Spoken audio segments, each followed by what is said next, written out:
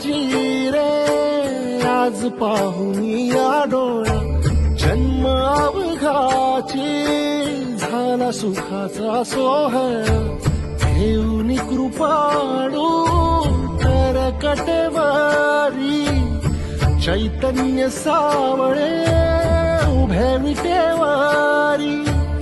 आज माहेरासी आलो आम्ही आनंदेना आलो निघता निघेना पाय